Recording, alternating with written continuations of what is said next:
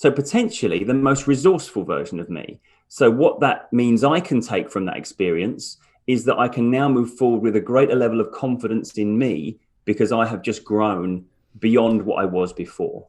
So what I kind of just heard you say was, look on the bright side. Like Is that you what kind you've of, heard? I mean, a little bit. Like, okay, I had a bad situation. Like, Yeah. okay, but now on the other end, I learned from it. I'm gonna like be Yeah. confident from it. I mean, and before you said, and I have a point here. Before you said, I don't want to say like, no matter how bad your life is, just Mm, just look on the bright side. Like, I yeah. almost kind of disagree in a way, and Yeah. I'm sure I'll get some flack for that. Like, you should look on the bright side. So I recently, and let me. This is my point. I recently had like a big like a moment like a rant that I went on social media about this topic of toxic positivity. Okay. Yeah. Yeah.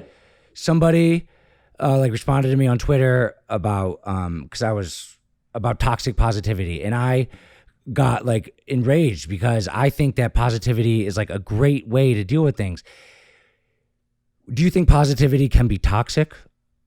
I think when people are pressing us to just look on the bright side, be positive, find the positives in it, when we're in the midst of, in the depths of it, then I think it can be harsh and it can be unhelpful. And It here's can the be thing: harsh. when I'm working with people, my first thing is to understand them. I've got to listen to them and hear them.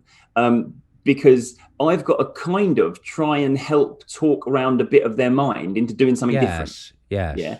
And if you'll know this yourself, if you disagree with somebody, most disagreements end up with two people giving their opinion repeatedly, maybe in turns, maybe at the same time, depending. Yeah.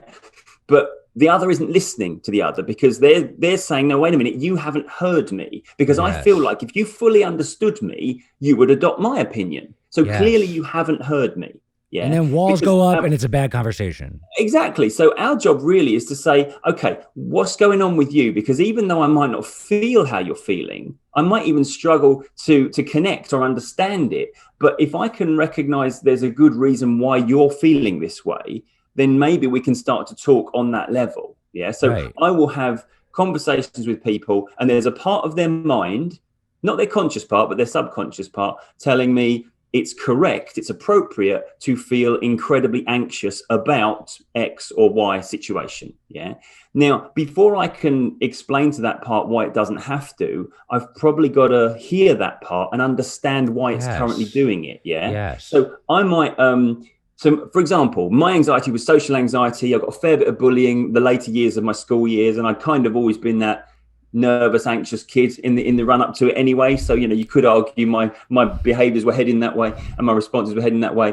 But I know that at that time, social acceptance, teen years, moving into It's it's the everything. number one priority. Number Yeah, one. that's why people start smoking, because it's cool to smoke even though it's going to kill us. So we literally put our physical Yes. health second to social Yes. acceptance. Yeah. Yes. So at that time, any negativity I was receiving from people around me was potentially world crushing, Yes. because this is my survival strategy, is having people like me. Yes. Okay. Now, when I left that environment, I might recognize I don't need everyone to like me anymore. There's 7.5 billion people on the planet. If the person in front of me don't like me, there's probably someone just behind them who might do. Yeah. And also, my happiness, my survival doesn't depend on the person in front of me liking me anymore.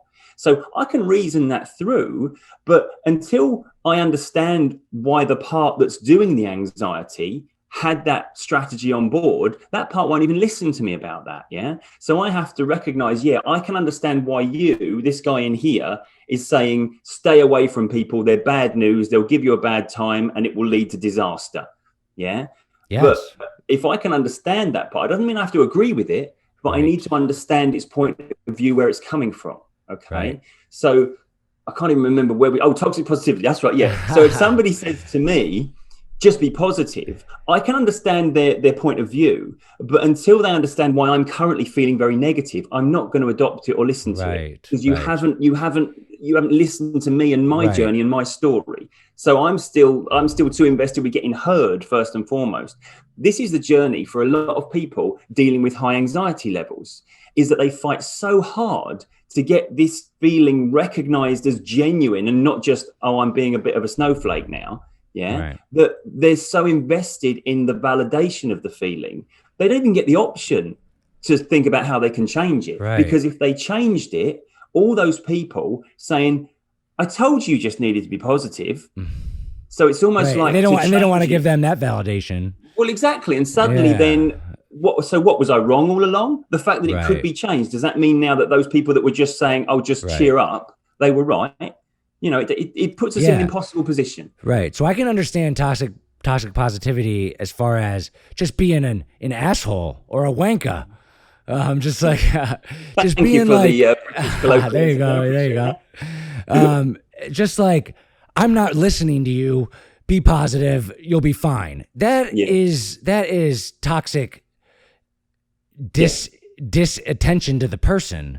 That is toxic, not paying attention, not putting any effort towards caring about the person's feelings. So like, that's not positivity's fault. That's just a jerk. That's just a person. So like, and I can see that, oh, you're fine, be positive. I don't care about your problems. If you cared about that person, you would sit there, engage in their problems. And even if you're just faking it in a way, which probably isn't good, you should genuinely listen. And then just respond back to them. I understand how you feel. Maybe look at it from their point of view and then try like a more positive approach. That would be better. So maybe the people that are against toxic positivity had some asshole say to them, you'll be fine. Just be positive. I think that probably what we're talking about in essence here is it's okay to push the positivity, the positive outlook agenda, because ultimately that's what we want from life is to see positive things. But it's not okay to in some way imply that it's wrong to be feeling negative right now.